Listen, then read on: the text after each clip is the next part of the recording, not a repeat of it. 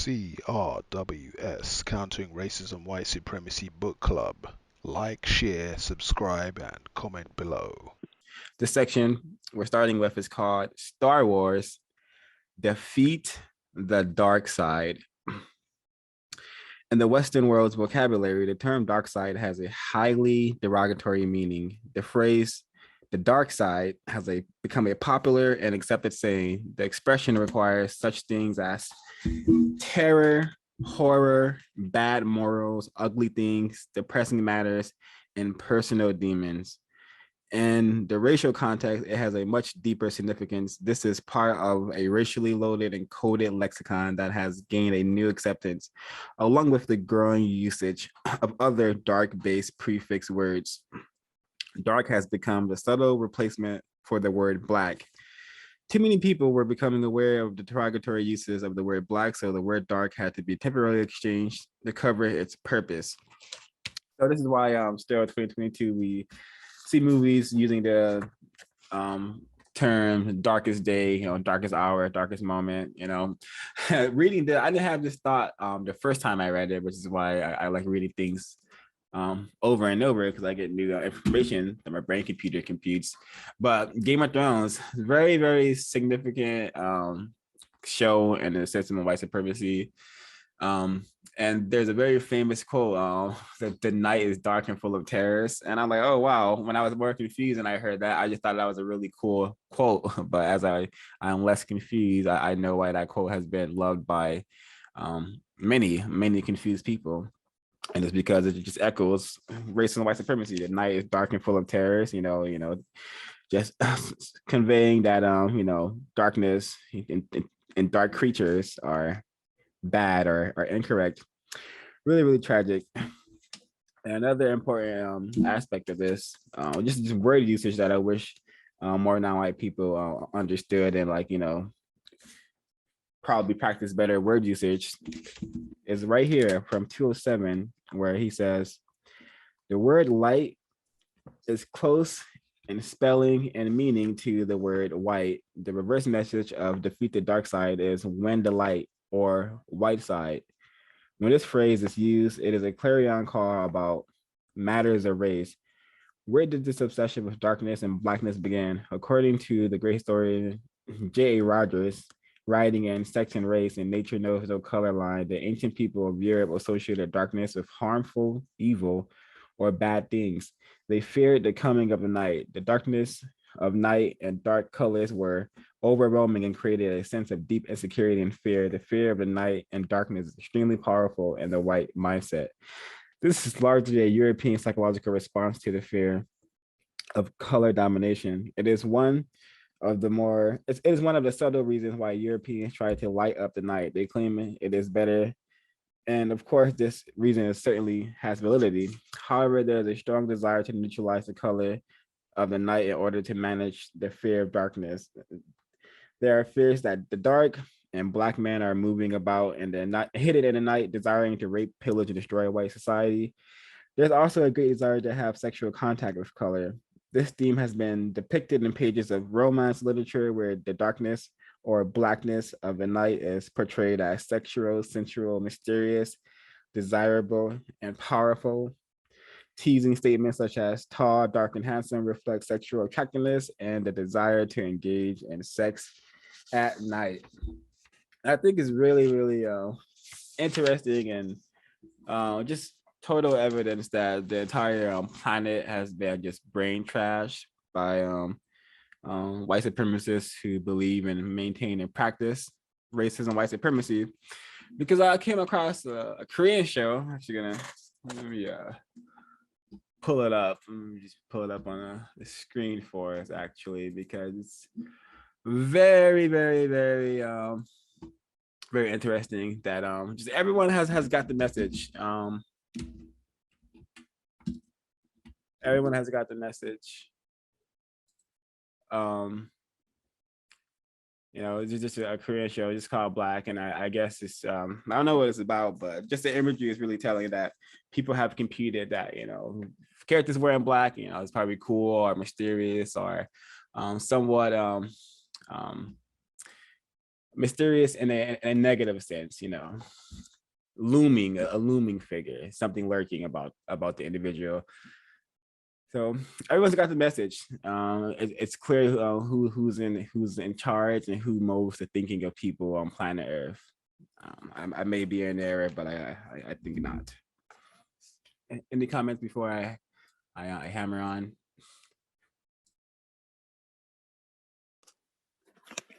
Yeah. So on page 207, where he talks about where did this obsession with darkness and blackness begin.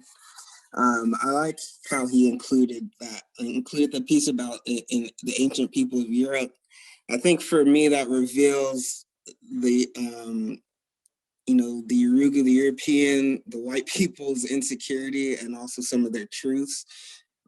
They have an obsession with darkness and blackness. They fear it, as Dr. Francis Cress Welsing has said. Their greatest fear of genetic annihilation is what is the genetic potential of Black people. So we see this constantly throughout most, if not all, of their media, their films, their books, their literature. We see that they are constantly obsessed with darkness and blackness. And I think it also reminds us, and me especially, that a lot of times when they are fighting the so-called dark side, which is just, Black people, they will never side with the dark side, right? They never side with the dark side. They are always trying to defeat it. That is their whole goal, their whole purpose, the total annihilation of the dark side. So I think even defeat the dark side, that can mean more than kill it. For me, that can mean even like raping it, doing whatever it takes to get rid of the darkness, get rid of the blackness. And sometimes in shows and in movies, you'll see that the so-called good side, light side, they might join up with somebody else to defeat a greater evil. And I don't know, I was kind of thinking like, oh, that just means the white people are joining up with other non-white people who aren't Black to defeat the greatest evil, which is the dark people, the Black people. So a constant reminder to attack Black, kill Black, defeat Black. And then when he also makes the not the comparison, but the connection with the darkness, and then not only wanting to defeat Black, but also wanting to have sex with it, come in sexual contact with it. I thought that was also very interesting, because for what I've learned is for Yorugas, aka white people classified as white, sex and violence are one and the same for them. So they have this deep desire to defeat Black, but also have sex with Black, with the darkness. That's probably why we can, in the newer Star Wars movies, I guess you could say, the so-called the dark side is wanting to have sex with the light side, right? They hold on, I might be confused. I don't think they were brother and sister. I think they actually became lovers. and I'm talking about in the newest installation of it with the female. Correct me if I'm wrong, but I think the new Darth Vader or whatever fell in love with the other girl. Can't remember, but sex and violence one the same for Yorugus, and I think that it also plays a role in this. I'll go ahead and mute my line. Excellent analysis, Mr. Kwaku. Yeah, I did appreciate Kyrie and the Heroes explanation of just going into like white people's ancient relationship with like their fear of the darkness, and I'm no historian or anthropologist, but I am aware that white people did have a different existence in so-called ancient times, being a group of people who had to dwell in the caves and all the trauma that probably I don't know, gave them, having to, exist in the cave. And when the darkness comes, you have to worry about your white neighbors, pummeling you to death with rocks, or stealing the very little food you manage, very little raw food you manage to acquire during the only time you can acquire food, which is during the day, because you don't have knowledge of creating fire yet. So it's just really interesting, their relationship with the darkness. And then it's just really tragic that these instead of repairing and producing a correct relationship with just the forces that the creator have created, they decided to go against the forces that the creator has created with the system of white supremacy, which is why defeat the dark side could also be a code for just defeat the natural side, defeat the creator side, because the creator has produced all of this, so no one should be in conflict with the creator's creations. But here we are, white people going to war in space, on planets, in the oceans, in the air, wherever there is space, white people are attempting to dominate it, subjugate it, and produce conflict there. I wanted to clarify also, so I Googled it right now just to make sure. So in the last episode or installment of Star Wars, Rey, the so-called Jedi on the light side, fighting up against the new Darth Vader, aka also known as Kylo Ren. They did kiss. So I think for me, that decoded as that means the dark side and the light side, we can never work together. We can never achieve justice together, but I can and will have sex with you. That's about it. And everything else, that's not going to happen, because ultimately in the film, I don't, but yeah, that's what I decode that as. So as we have seen, white people hate Black people, but they are not above having sex with them. I agree. I think that's a really interesting observation there. And like I was saying in the last CRWS, I think it's really interesting at the fact that people who are classified as white a long time ago, probably before the establishment of that whole entire system of racism, white supremacy, I think maybe they did have enemies. Maybe they did have a need for heroes. Maybe they did have to overcome adversity, etc., etc., etc. Right? But in terms of since the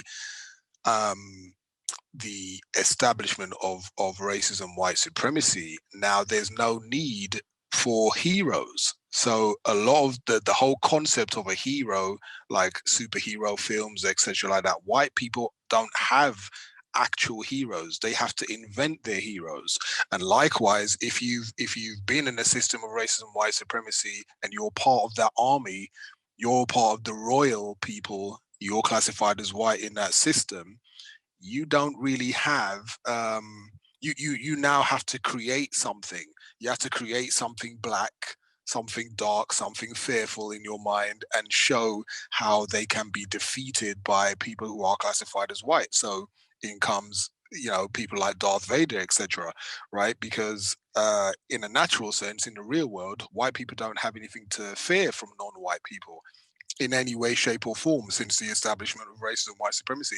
And I've never really been one of the a kind of a Star Wars so-called fan or anything like that, but it's interesting, the whole franchise of Star Wars, a massive franchise controlled obviously by white supremacists as well. The creator of it is married to George Lucas is married to a Black female as well, which is also interesting, but a conversation for another day, probably, or maybe not. That massive franchise controlled by white supremacists as well. It's more or less Star Wars has become a lot of like a massive movement for white people. But the way like a lot of white people kind of almost worship that whole franchise called Star Wars, and they'd never obviously allow such a movement, stroke film, stroke propaganda, to be used in any kind of way to undermine that system of racism, white supremacy as well. So obviously from the beginning of Star Wars, Luke Skywalker, white man, is the hero, and of course the villain has to be something pertaining to black, so Darth Vader. And Darth Vader, despite being Luke Skywalker's dad, Luke Skywalker's a white man, so obviously Darth Vader also has to be a white man. So despite being Luke Skywalker's dad, he's dressed in all black and voiced by a black man, James Earl Jones, right? And I just thought that was also interesting. And James Earl Jones is was in the real world married to a white female as well. It's just all very interesting. I mean, my line. Thank you, Mr. Smoky Damages. And great.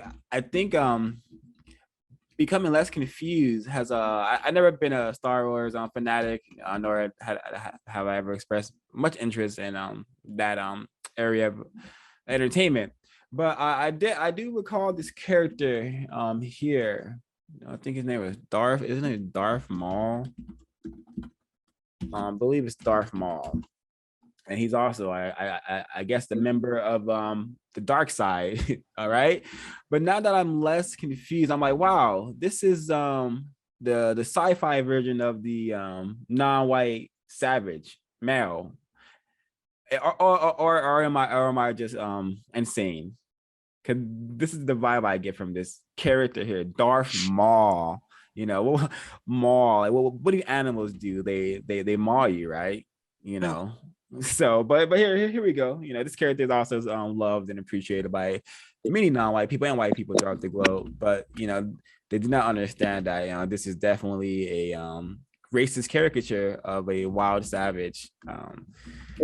If I remember, that's an interesting observation there, 0526, because that's exactly what mauling people do in it. It's a creature, animal, savage, brute, monster. That's what you think of when you hear the word maul. Yeah, I never thought that. If I can add to as well, I think if I'm correct, I'm not any kind of fanatic as well, but I have seen some of them. From what I understand, I think he was also the original like Darth Vader. So he is supposed to have come before Darth Vader. And I think also what's worth mentioning is I think he was also trained by like a white person as well. So he's like a slave. And not only that, I do think this character Darth Maul killed Mace Windu, and Mace Windu is played by Samuel Jackson, a black male victim of racism. So that could be symbolic of like the wild savage, killing a more domesticated non-white person who has become so-called civilized, meaning he's been allowed to become a Jedi. Really interesting. I think actually Mace Windu was killed by. I think Mace Windu was killed by the white person in the hood. Like shot out the window. Let me see. You may be correct. You may be correct. Darth Maul. Let me say, who does Darth Maul kill? None of us are fanatics here. Okay, he killed. Okay, revenge. Okay, maybe I was incorrect. Yeah, but I don't want to spend too much time on this. But I did mention the dark side also being a stand-in for nature and whatnot. And white people will spend their time and energy creating whole storylines of nature becoming sentient or becoming something they have to go to war against. Like there's this film I just recently came out, discovered, The Day of the Triffids. It looks like a film that's been remade over and over based on a book by John Wyndham, basically about plants coming alive, and they run the threat of overpopulating the earth. And if you understand racism and white supremacy, genetic annihilation, that should be, you should have a little light bulb on top of your head by now, because Wow, and look, just look at the imagery here. David Triffus. This is another like some sort of like just black phallus creature. Just has captured and entangled the white woman, and this is what they're afraid of. You know, genetic annihilation, or their numbers being sabotaged by white women going to bed with I guess white women helping non-white people produce more non-white people. I don't know, but it's there. Also, could be code for them having to protect the white women from the non-white phallus. But just so much that they code into their imagery, going against nature and going against non-white people, all the same to them. You know what I was thinking as well? Those white stormtroopers as well. I was thinking maybe they're in a roundabout sort of way, they were trying to project that sort of kind of thing where if black people have any power, i.e. Darth Vader and the rest of the dark side, right, there might be a danger of them turning some white people against the system of white supremacy as well, right? So then that black person then decides to employ these white people in the form of these stormtroopers who are like kind of all dressed in white and stuff. So I don't know, that could even be another angle as well. But I think it's quite interesting what you said before, Kwaku, when you said that Darth Maul is, Maul, creature, savage, blah, blah, trained by a white person. That's what you do. You train your animals, right? So he's trained by this white person to kill, he turns to the dark side, etc. And then you got Darth Vader, who's black, like for all intents and purposes, a black character, but then underneath it's a white person because it's Luke Skywalker's dad. The whole thing is like a massive mind. I almost swore, but it's not that. But it's like a massive mind f, man. I don't want to just get like nigger banned on this station here, so I won't swear. Precisely, and these stormtroopers, they are clones. Again, genetic survival, genetic annihilation. White people often write about just the use of cloning, and then that should be decoded as them hey, we have fertility issues. We are a global minority. Non-white people, hey, it's way more non-white people than white people. What do you mean? Yeah, we call you guys so-called minorities, but we know there's very, very little of us. So yeah, we may have to resort to cloning in the future. We may have to resort to just producing white androids. Whatever we got to do to keep our numbers up, we'll do it. You should look at the movies we produce. Stormtroopers are what clones used to maintain the Star Wars of race and white supremacy throughout the galaxy, and this fantasy. Yeah, I think. Sorry to cut you off. Yeah, and this fantasy created by George Lucas, who is a white supremacist who is married to a black female, I believe. So, wow. I think the stormtroopers concept is actually pretty interesting when I'm thinking about it. Is because when they started out, they fought for the so-called light side, but then they ended up betraying the light side and being controlled by the dark side.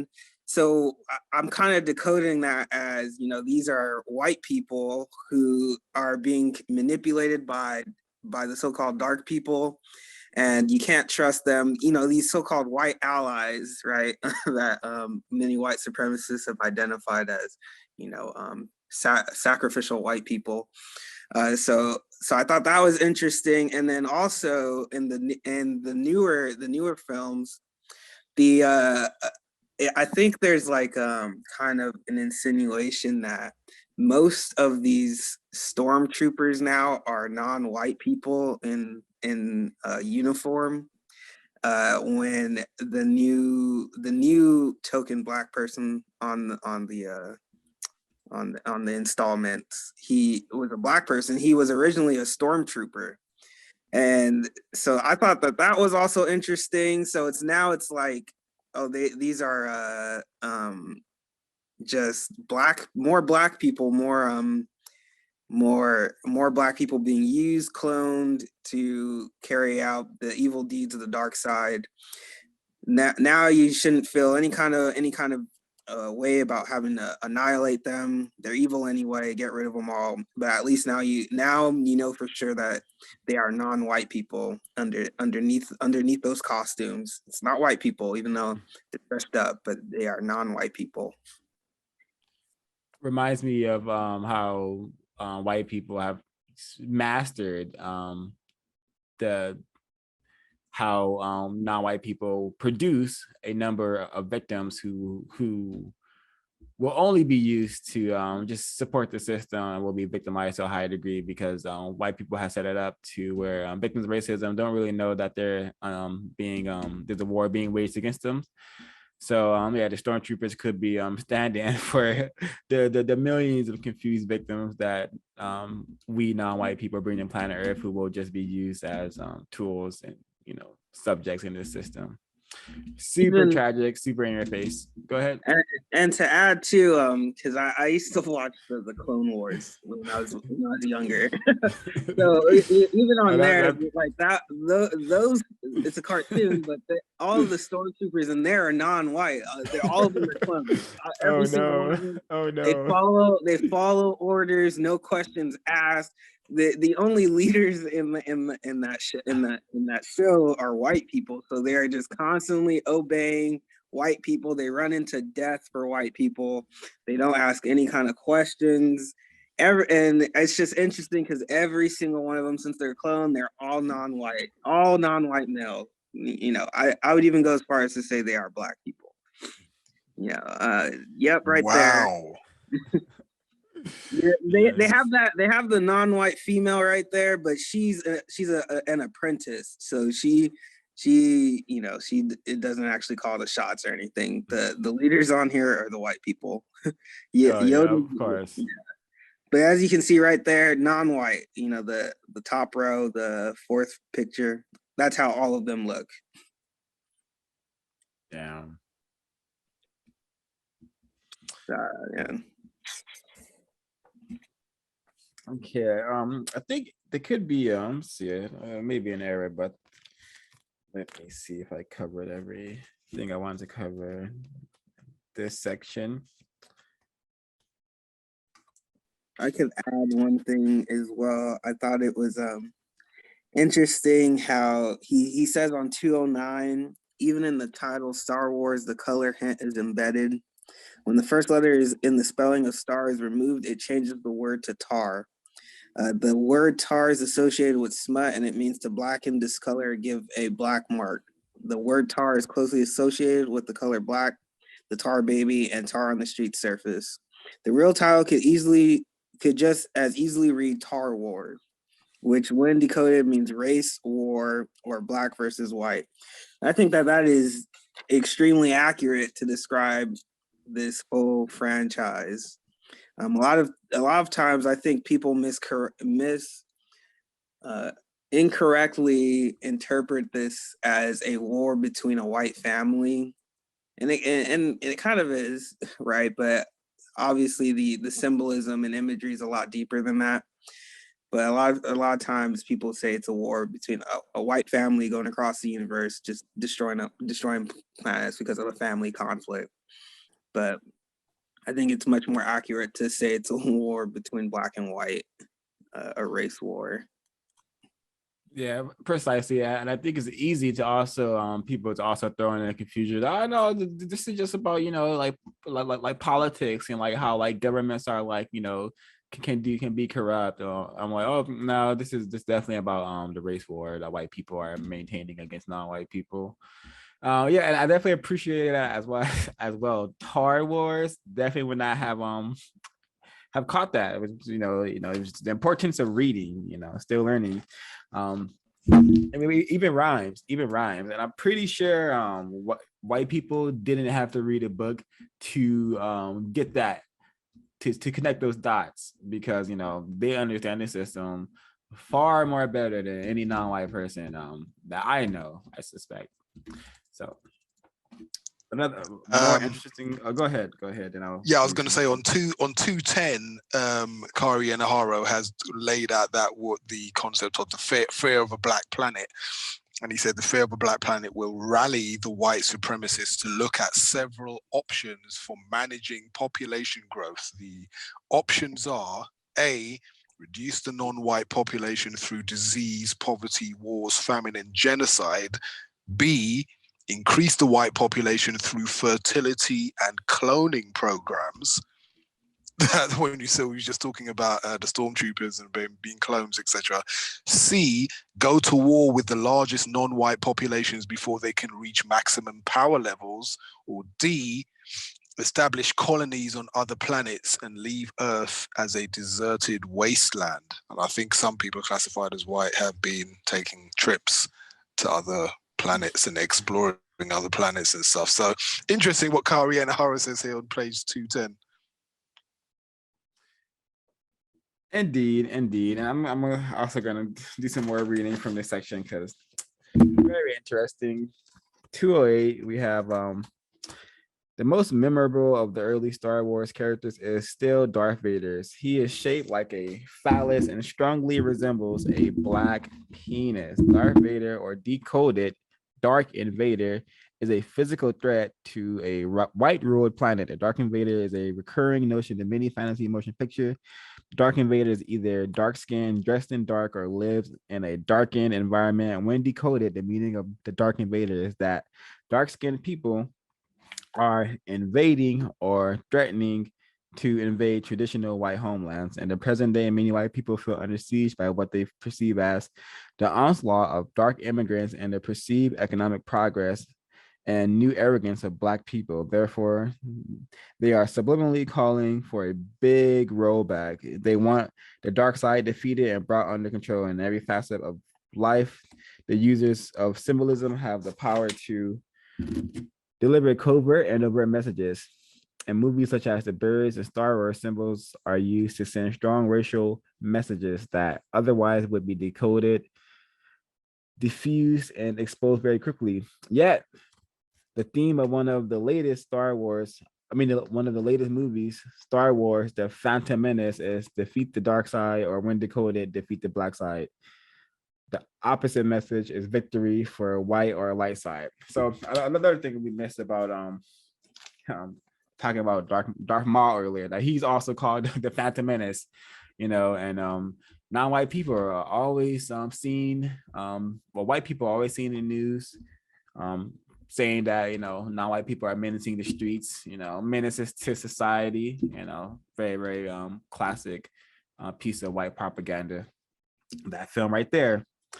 And just how everything is so coded sexually as well. We have Darth Vader, definitely Darth Vader, roasting moment, they produce like their enemies look like what they're afraid of, and apparently they have or what gives them, what produces their anxieties, and what that seems to be is black phalluses, black procreation or something, or else why is this character designed like a penis? Very odd. We're dealing with some very interesting folks who must be forced to help us produce justice, or forced to kill us all, one or the other, tomorrow if possible. And to add to this section as well, I think Star Wars, it reveals a lot about white people, especially, and it gives me very much Yurugu vibes. I think this may have even been in Yurugu, but it's just a reminder that white people are constantly in need of something to be afraid of. They constantly need something to victimize and attack. I think in Star Wars, there have been numerous occasions to end this so-called war, these so-called Star Wars, but they have not done so, because if they were to ever end it, what are they going to do with all of those battleships? What are they going to do? What would be the role of the so-called Jedi? What purpose would they serve? What would their lightsabers be for? So I think it's safe to say that they don't ever plan on ending the conflict. I think it accurately reflects the racist man, racist woman's thought, speech, and behavior when it comes to how they deal with Black people. I don't think that they ever plan on ending racism, white supremacy, because they would no longer have anything to focus on, victimize, attack, if they weren't focusing on Black people. Evidence has shown this. Their media shows this. They have no intention and desire to work with the dark side.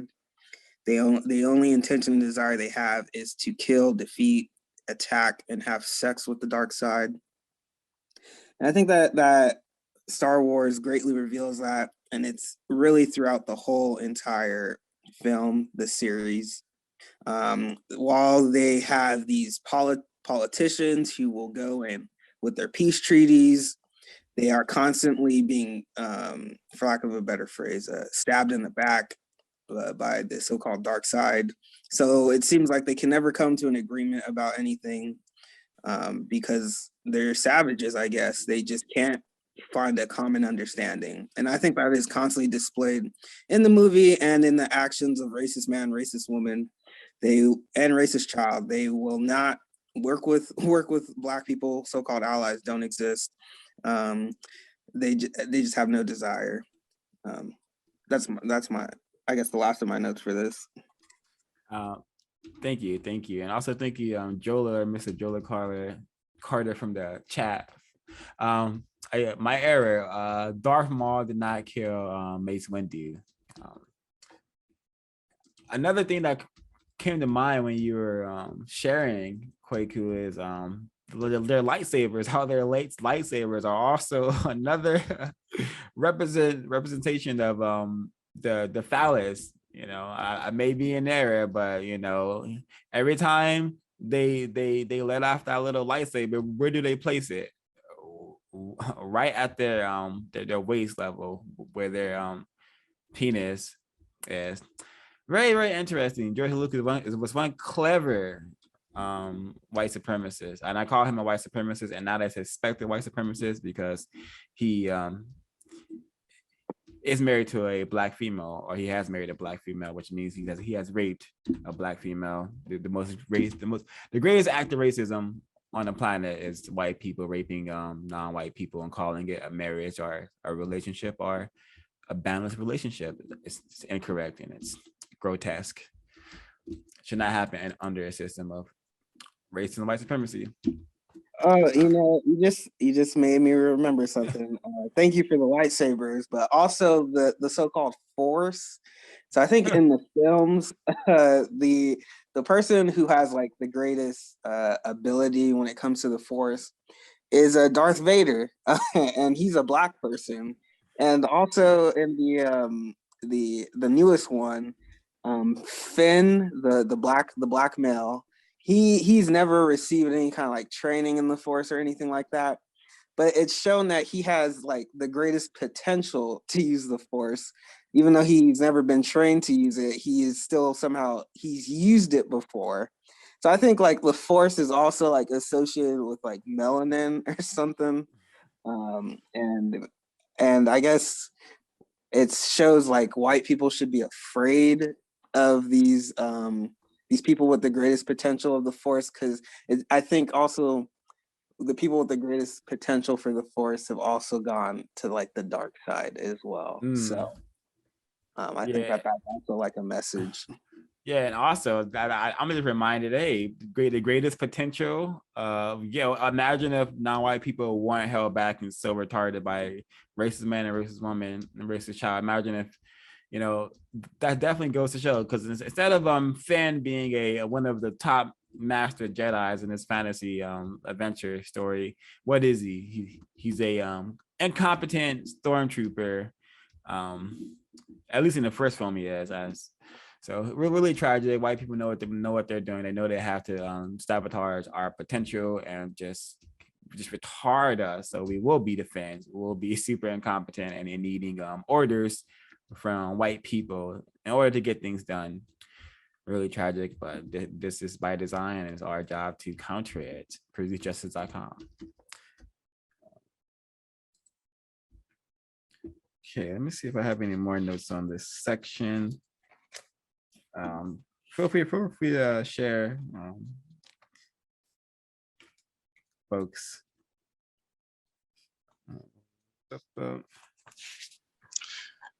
If Black people ever had power or the use of the quote unquote force, we would try to destroy white people. I think that's the fear of a lot of white people, even though there's no evidence for that, never ever has been any evidence for that. That's their greatest fear, whether it's through genetics, genetic capabilities, whether it's through actual weapons created.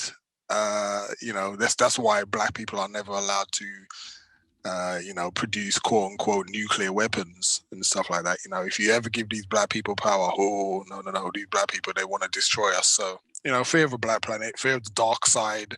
And I think it's going to be moving right neatly on to Planet of the Apes. It's exactly the same scenario that plays out in Planet of the Apes. Another thing, fear of a black planet. Exactly. It's a common theme here. I don't know. Wonder what that's all about. Yeah, and just while we're just digging in, I've on this nonsense that has become a $1 billion franchise. Yoda is also viewed as like the wisest character, and also very, very, very powerful. But he's also standing for a non-white person, and I think the design of Yoda is really deliberate because he is very, very, very powerful. So that's why they made him to be very small, old, frail, because they didn't want to have like this character Yoda standing next to tall white man. Because this right here, look at this image right here. Look at all these tall white men in charge. And then we have the old, frail, non-white creature here. He doesn't even have a lightsaber, so it's really, really in your face. But you're gonna miss it if you don't understand that we're in a system of racism and white supremacy. I hope that makes sense. And before we head into the next subject, Planet of the Apes. Folks want to share any more notes may have missed on this segment, the Dark Invader, Star Wars, defeat the dark side. Can you hear me? Yes, sir. Yeah. So I guess I'm the only one who's a Star Wars fan here. Unfortunately, victim. Most non-white people, I don't expect them to like that type of thing. I've always been a thing of futuristic stuff, like anything sci-fi. I've always been into that, but Star Wars for sure is especially the original one. Especially, it's definitely a representation of racism, white supremacy. The whole thing with the Empire. If you notice, if you ever see the original ones, everybody from the Empire are white people. And all the people that's supposed to be on the rebel side are non-white people. And so that right there is like in your face. The original one would be A New Hope. Star Wars: A New Hope. That's the original one. Mr. Carter, I do hear you, but I am hearing a echo. I'm hearing something in the background. That's diminishing the quality of your voice. I'm gonna try to deal with that while you go ahead. Thank you. Thank you for that. Just the titles. Star Wars, A New Hope. A New Hope for white genetic survival throughout the galaxy. Very, very. The Empire Strikes Back. The white supremacist system. It's just in your face. But thank you, Mr. Carter. Yeah, I'm back. Yeah, it's really, really tragic. And the let me see what else I want to say. The clones are definitely supposed to be the template is a non-white person. The guy's named Tamir Morrison. He's playing Boba Fett in the new series. He's from New Zealand. He's from a tribe in New Zealand. It's Star Wars. As the stories have some I guess you can learn some lessons. That's like anything. I guess you can learn some good lessons from it, but it definitely exemplifies racism, white supremacy through and through. When you really look at it from a counter-racist perspective. But yeah, I guess that's all I really have on that. I have a question. I felt like I couldn't answer this one because I'm not too familiar with the classics. So, Mr. John, I hate to put you on the spot, but I wanted to know what they were trying to do when they showed Darth Vader as being a white person. Like, you know what I mean? Like with the. You mean at the end or at like the last one? Which one? Because they didn't show him his actual face until It was episode 6. Yeah. So, okay, because I didn't know originally, because I watched them out of order, right? I watched the prequels before I saw the newer ones, and I still haven't seen the newer ones. But didn't they show Darth Vader's face in Return of the Jedi? Yes, that's the one I'm talking about. Episode 6. Is that okay? I'm confused a little bit. Episode 6 is like the third one, right? Yeah, from the originals. So you had A New Hope, Return, Empire Strikes Back, and then you had Return of the Jedi, which was the original Star Wars back. It started in 1977 by suspected racist George Lucas. So I was talking about episode 3, I guess, when they when Anakin was dying, you know, and the guy saved him and put him in the suit, and now he's Darth Vader. Like, what do you suspect was going on with that? That's a good question. I never really thought about it. Other than they was trying to tell the story of how Darth Vader started, and how he got into the suit. I haven't really thought about anything other than that. So. I do. Okay, thank you. Because I was because I you know, I'm younger, so I guess I don't know really how it was. As far as I've known, Darth Vader's always been a white person, but you know, I guess he's supposed to be a black person. It's because of racism, white supremacy. The darkness is supposed to be evil. Like, it's already spelled out for you that darkness is representation of evil, because the dark side and the light side, they constantly throw that at you. The dark side is evil, the light side is good. And so that's like in your face racism, white supremacy right there. This exemplifying that darkness is something incorrect about darkness and something correct about light. So that's really the core of Star Wars, if anything. And that's one of the things I myself, when I talk about Star Wars, I try to avoid using that word dark side and light side. I usually say the way of the Sith or the way of the Jedi. I never mention the dark side and light side because of that. I'm gonna play this clip, and then I'm gonna share my final notes on Star Wars, and I think it will be the final no in this decrepit coffin. Let's.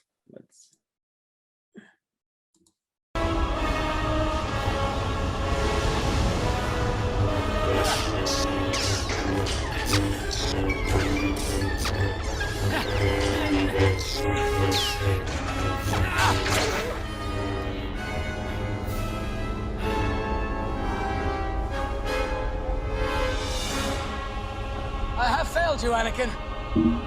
I have failed you. I should have known the Jedi were plotting to take over. Anakin, Chancellor Palpatine is evil. From my point of view, the Jedi are evil. Well, then you are lost.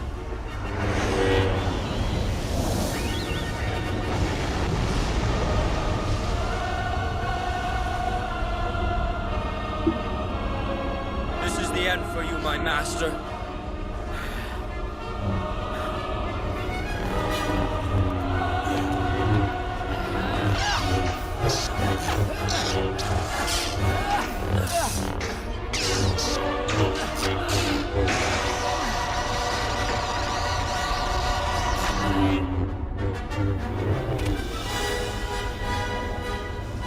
It's over, Anakin!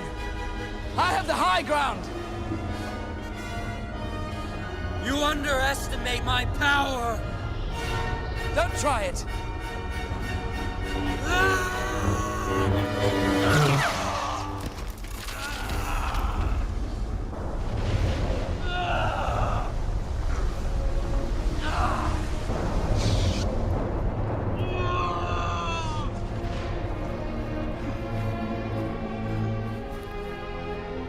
You were the chosen one! It was said that you would destroy the Sith, not join them! Bring balance to the Force, not leave it in darkness! Oh, you are the chosen one. I do have one more last thing to say. Yeah. Hold on. Let me share this bit, and then So you are the chosen one. This film, like many other sci-fi films, and most things white people produce, it's about a special white person being chosen to do something great, and that great thing is usually maintaining, refining, and expanding the system of white supremacy. Case in point, this scene right here, and the imagery is there. We have Anakin wearing dark, Obi-Wan wearing the light colors, the white colors, and then I have the high ground. I have the high ground. That I think that's very symbolic, and that means something. But I just want to play that clip. And go ahead, Mr. Carter. Thanks. Yeah, real quick. So the whole another aspect of racism, white supremacy about Star Wars and the whole concept. It's just like I have wrote on the YouTube channel. It's about wars in the stars, and I think it's really important that victims, we have to end this system of racism because that's their plan. Their plan is to have wars in the stars. They plan to go out into space and find non-white people, aliens or whatever you want to call them, and practice racism against them. And so this is their whole concept. They this is how they think way in the future, having wars in the stars. And so this is why we need to really wrap this up on this planet before they get off here. So yeah, that's all I have to say on that. Precisely. I've mentioned that before. My only fear is them spreading this system throughout the galaxies. Dr. Amos N. Wilson spoke of this as well. The Star Wars, means that they're planning on a future with not many non-white people, and if there are non-white people, they're going to be totally subjugated and dominating and supporting our system, our galactic domination of the universe. So yes, motivation to solve this problem before white people are allowed to, say 2100. Year 2100, someone's going to, space Starbucks trying to get a space latte. The barista is like, oh, I haven't seen a space nigger in a long time. Now I'm on Mars getting called a nigger. We don't need that. I ain't seen a space nigger. Like, we don't need this. We got to solve the problem ASAP. And line 22, you're correct. He says, he or she says that the swords and the scene are phallic symbols. Correct. Any more comments on Star Wars before we my last comment on this scene, it showed me why white people usually live in hills. They got the higher ground. I don't know if that was relevant. Oh yeah, like in combat, the high ground is a strategic advantage, on the battlefield for sure. So yeah, system white supremacy definitely has the high ground over non-white people for sure.